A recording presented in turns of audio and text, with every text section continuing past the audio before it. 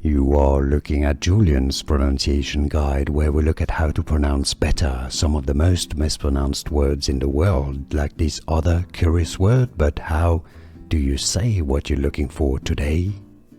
Let's learn how to pronounce these names once and for all correctly. A Russian name. This is, of course, the name of a fictional character by Dostoevsky. If you want to learn how to say this better, stay tuned, I've got a video for you.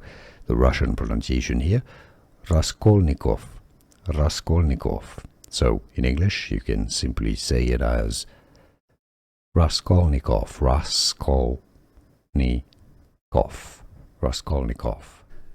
Here are more videos on how to pronounce more confusing words and names too many mispronounced. Like this video if you found it useful. I appreciate your support. I'll see you soon and thanks for watching.